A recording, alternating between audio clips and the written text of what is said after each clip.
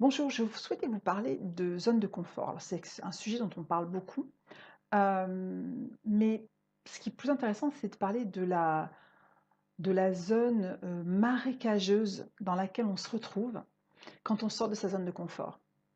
Parce que souvent, on a tendance à beaucoup parler de la zone de confort et puis du monde fantastique où les licornes courent en liberté et où tout le monde est habillé en arc-en-ciel, qui est une fois que vous êtes arrivé à l'autre bout.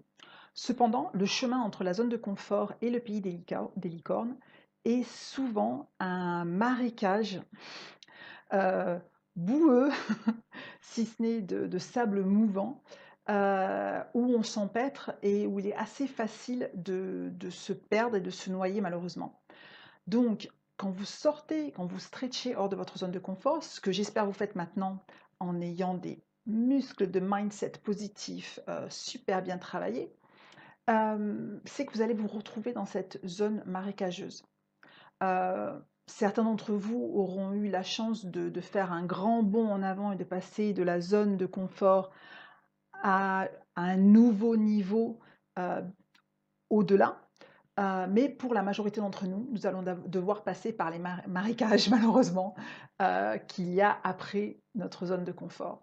Et de le savoir, c'est important parce que ça rassure, parce qu'on sait que ben, c'est pas que moi.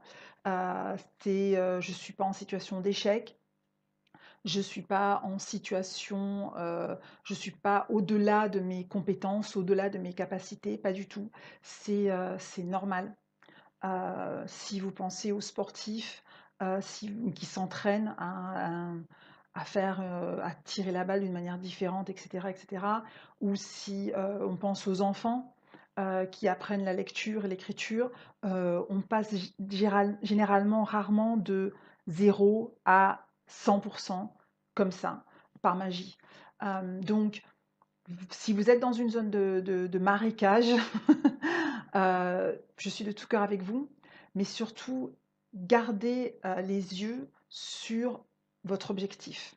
Gardez les yeux sur l'intention que vous avez posée et sachez que c'est normal, que c'est normal l'apprentissage se fait souvent dans la douleur, dans la difficulté.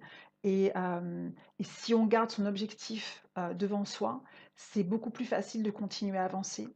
Et quand on trébuche, quand on tombe, on repense à son objectif, on repense à son intention qu'on a posée, le pourquoi je fais tout ça, et ça va nous aider à nous relever et à continuer à avancer. Donc je vous souhaite une traversée des marécages la plus rapide et la moins douloureuse possible. Mais en tous les cas, si vous y êtes, vous n'êtes pas seul.